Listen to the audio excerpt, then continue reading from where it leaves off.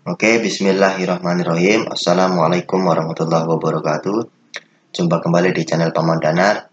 Kali ini kita akan melakukan pembahasan bang soal UAS IPA untuk kelas 8. Mudah-mudahan dari beberapa yang akan Bapak bahas, ada yang keluar di ujian yang akan Anda lakukan ya. Jangan lupa di like, comment, share, serta subscribe ataupun subscribe agar channel ini semakin berkembang. Oke, langsung aja kita mulai di soal yang pertama. Kita gunakan pen dulu. Yang nomor 1, ini Anda semua. Perhatikan gambar nih ya. Benda terletak di depan lensa. Ini bendanya. Bayangan terbentuk. Ini bayangannya ya, Anda semua. Nah, jarak fokus yang ditanya adalah jarak fokus lensa berdasarkan data pada gambar tersebut adalah. Ini adalah lensa cembung, maka kita menggunakan persamaan lensa cembung yaitu 1 per F. Ini rumusnya sama dengan 1 per S ditambah dengan 1 per S aksen yang ada semua. Yang tanya adalah fokusnya, kita masukkan angkanya 1 per S nya itu adalah jaraknya yaitu 30.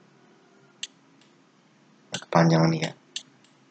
Kita tambah dengan 1 per jarak bayangannya adalah 10 nih. Nah, kemudian kita samakan penyebutnya ya.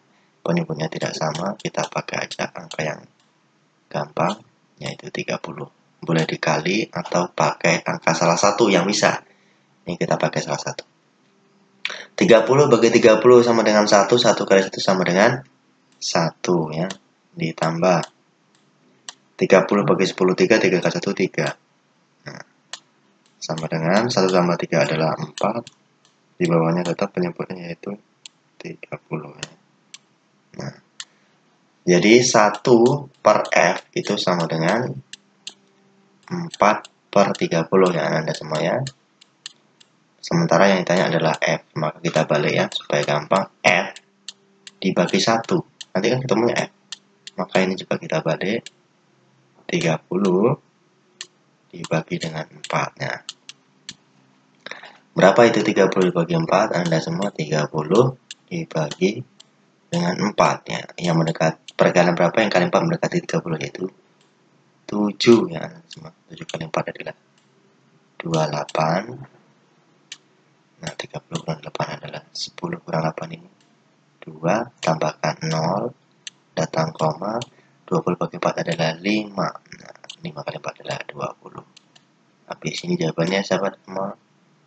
Nah, Anda semua jawabannya adalah yang A, ini yang paling tepat ya. Nih, 7,5. Oke, lanjut yang nomor 2. Nomor 2 ini soalnya teori ya. Sifat bayangan yang dibentuk oleh cermin datar adalah.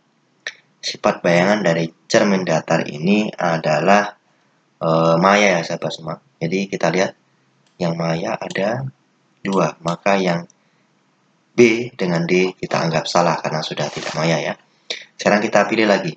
Ternyata sifat bayangan dari cermin datar itu adalah sama besar sahabat semua, sehingga kita lihat sama besar. Nah, ini dibagi besar, berarti yang paling tepat adalah yang A untuk nomor 2 ya. Semua ini jawabannya.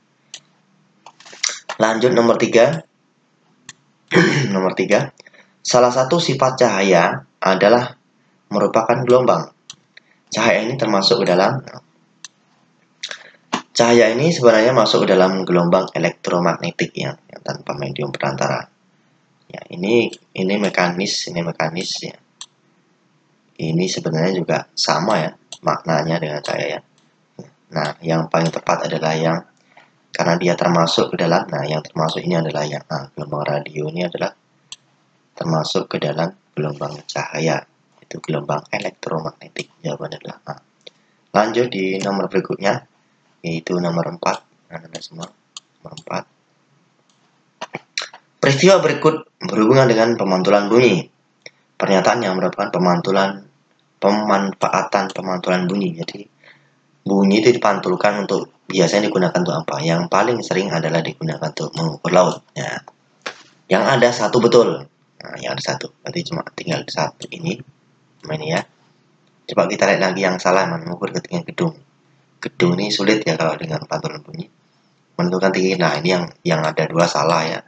Ada 2. Nih, ada 2, ada 2, ada 2. Nah, sudah ketemu ya yang tidak ada 2, yang ini C. Ya, Anda semua, jadi jawabannya nomor 4 adalah yang C. Lanjut di nomor 5. Untuk mengukur kedalaman laut, sebuah kapal mengirimkan gelombang bunyi yang merambat di air dengan kecepatan 1400. Hasil gelombang pantulan diterima setelah 0,5 sekon. Berdasarkan tersebut, kedalaman air laut adalah, berarti kedalaman air laut ini kita gunakan rumus kedalaman ya, yang kita cari, maka S sama dengan V dikali dengan T dibagi 2. V-nya ada berapa nih? 1400 dikali dengan 0,5. Baru dibagi dengan 2. 14 saja kita kali. 14 kali 0,5 ya. Kali 5 kali 4 20, 0 sisip 2. 1 kali 5 5 tambah 2 7. 4 kali 0 0. 1 kali 0 0. Nah, berarti 7 0. Tambah 0-nya 2 1 2. 1 angka di belakang koma set, ini berarti ya 700 ya. Sama dengan 700 dibagi dengan 2. 700 dibagi dengan 2, 7 bagi 2, 3. 350 ya sahabat semuanya. 350. Nah, adalah yang B ya Anda semua. Ya, nomor 5 adalah yang B. Lanjut di nomor 6. Ini soal nomor 6 ya sahabat Anda semua nih. Perhatikan gambar gelombang berikut. Nah, ini ada gelombang transversal ya. Disuruh menghitung kecepatan gelombang ya. Ya, intinya adalah kecepatan gelombang. Ini kalau rumus kecepatan gelombang adalah V sama dengan bisa menggunakan lambda per T, atau bisa juga dengan ya, lambda dikali dengan F. Kita kondisikan yang mana yang lebih pas nanti yang ada diketahui. Kita lihat di sini yang diketahui adalah panjang atau jarak dari A sampai B sini, ini adalah 5 meter. Sementara ini kalau kita hitung jumlah gelombangnya satu gunung, satu lembah kan 1. Ini berarti 1,5 tidak. Ini karena tidak full, berarti panjangnya ini 1. Jumlah gelombangnya 1, berapa nih? 1,5 ya. Nih. Ini segini setengah. 1,25 ini Anda semua ya. Kalau kita lihat, kalau kita mau mencari panjang gelombangnya, tapi ini kan tidak. Nih 1, kalau sampai sini nih 1,5, karena tidak sampai sini, jadi ini kan seperempatnya, 1,4-nya. 1, berapa nih ya? Yang jelas 1 lebih ya, tapi kita tidak mencari itunya. Sekarang kita lihat. Karena di sini kita cari lambda. Lambda itu apa ya? Lambda itu adalah panjang satu gelombang. Satu gelombang itu berapa panjangnya? Dari sini sampai sini. Panjangnya berapa? Sini dari 0 sampai B 5 meter. Sementara 1, 2, 3, 4, 5 ya. 5 meter. Setiap langkah ini berarti berapa? 5 meter dibagi 5, 1, 2, 3, 4, 5. 5 bagi 5 adalah 1. Maka satu langkahnya adalah 1 meter. Ini 1 meter. Kalau kita hitung, lambda itu panjang satu gelombang. Maka satu gelombang cuma sampai sini. Nah, berarti 1, 2, 3, 4. Nah, berarti lambdanya adalah 4 ya. Lambdanya 4. Kita pakai rumus yang ini saja Anda semua. Karena sudah kita lambda per T. T-nya adalah periode. Periode itu adalah waktu yang diperlukan untuk melakukan 1 kali gelombang. Nah, 1 kali gelombang dari sini sampai sini itu berapa waktunya? Ini kan ada tulisannya nih. 0,5, 1,0 sampai sini aja. Jangan sampai pol ya. 0,5, 1,0, 1,5, 2,0, 2,0. Berarti 4 dibagi 2. 4 bagi 2 berapa Anda semua? 4 bagi 2 adalah 2 ya. Nih, jadi jawabannya yang 2. 2 itu adalah yang A. Nih Anda semua jawabannya. Jawabannya adalah yang A untuk nomor 6. Lanjut nomor berikutnya. Ini nomor 7. Untuk Anda semua. Perhatikan beberapa pernyataan berikut. Gelombang memiliki sekitaran dan seterusnya. Dari pernyataan di atas yang termasuk gelombang longitudinal adalah longitudinal ya. Anda semua harus tahu gelombang longitudinal itu gelombangnya seperti apa. Gelombang longitudinal itu adalah gelombang yang kalau kita lihat dia seperti selingki ya. Ada rapatan, ada renggangan. Kita bisa lihat yang ada di sini, kita lihat pernyataannya. Rapatan renggangan betul. Ini bukit lembah salah. Berarti yang ada 3 salah. 1 rapatan betul. Jadi 1 bukit lembah juga salah. Yang ada 3 dan 5 salah. Ada 3 salah. Ada 3, 5 salah. Berarti tinggal B dan C. Kita lihat tinggal B dan C. Nah, kita bisa melihat bandingkan antara nomor 1 dan nomor 2. Gelombang yang memiliki arah getarannya tegak lurus dengan arah hambatannya. Kalau longitudinal itu sejajar ya Anda semua. Nih, sejajar. Gelombangnya arahnya dengan getaran sejajar, maka yang ada 2 betul. Maka jawabannya yang ada 2 hanya antara B dan C hanya B. Maka ini jawabannya Anda semua. Jawabannya 7 adalah yang B ya. Lanjut di nomor berikutnya, nomor 8. 1 gelombang longitudinal terdiri dari, longitudinal sudah Bapak katakan, ada 1 rapatan, 1 regangan. 1 rapatan, 1 regangan. Ini dua-dua salah, berarti ini jawabannya. Yang tepat adalah yang B ya Anda semua. Untuk nomor 8. Nomor 9. Jika ayunan sederhana bergetar sebanyak 80 kali dalam 20 sekon, maka periode getaran adalah. Periode itu adalah waktu yang diperlukan untuk melakukan 1 kali getarannya, T. Jadi tinggal kita masukkan aja N per T kecil. Jumlah getarannya berapa? 80. T kecilnya waktunya berapa? 20. Coret 8 bagi 2 adalah 4. Ini gampang ya. Jawabannya adalah 4 yang B. Oke, lanjut nomor berikutnya. Nomor 10 ya Anda semua. Ayunan membentuk gelombang bergerak dari 1, 2, 3, 2, 1. 1, 2, 3, 2, 1 bagi 1 kali. Tentukan waktunya 0,2 sekon. Simpulkan nilai frekuensi gelombang. Berarti ini getarannya adalah 1 ya. 1 kali getaran. Waktunya T kecil ya. T kecilnya adalah 0,25.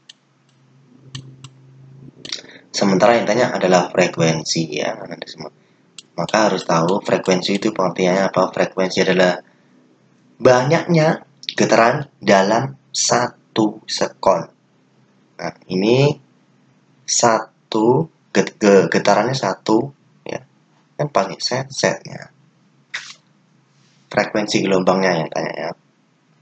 Ini dari sini sampai sini ini 1. Sementara dibutuhkan waktu 0,25. Berarti ini periode ya Anda semua ya. Ini periode. Kenapa ini periode? Karena waktu diperlukan untuk 1 kali getaran periode. Berarti kalau ini sudah ketemu periode, kita masukkan aja rumus 1 per T. T besarnya. Ya, ini bukan T kecil, ini T besar karena sudah periode itu. Nah, kita tinggal masukkan saja, berarti 1 dibagi dengan 0,25 ya.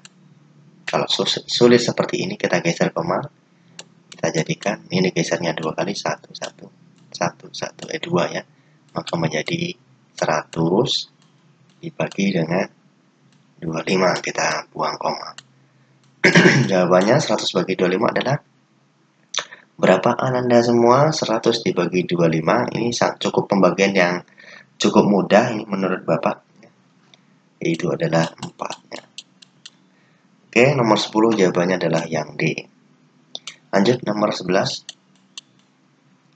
Sebuah benda dikatakan bergetar jika kalau bergetar itu ya ada porosnya ya, sana sini kalau ayunan. Ini kita lihat berayun-ayun bisa jadi bergerak ayun-ayun, tapi kalau nggak ada porosnya ya gimana? Nah, yang paling tepat adalah yang D ya, Anda semua. Yang nomor 11 ini bergerak bolak-balik ada titik keseimbangannya. Nomor berikutnya nomor 12. Salah satu penyakit disebabkan oleh kelainan fungsi hati. Ini hepatitis ini hati, bisa jadi diabetes ini biasanya di bagian sistem ekresi, diabetes di bagian sistem ekresi, sifilis sistem reproduksi ginjal ya biasanya. Juga karena ginjal. Nah, yang paling tepat adalah yang hepatitis. Lanjut nomor berikutnya yaitu nomor 13.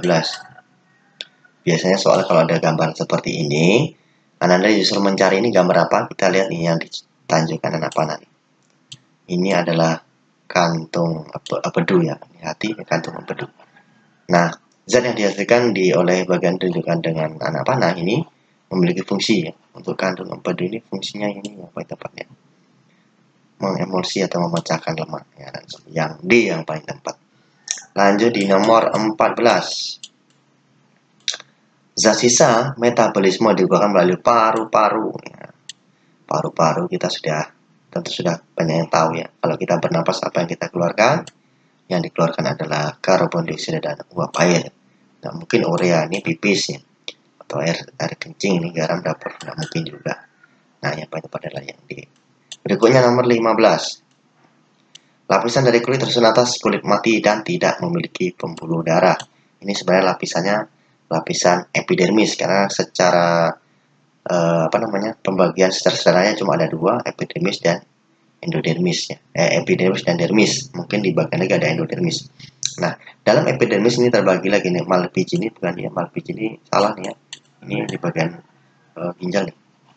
Nah, ini juga bagian kulit, tapi yang untuk kulit mati tidak memiliki pembuluh darah adalah yang B yang di bagian sel tanduk ya, kulit tanduk.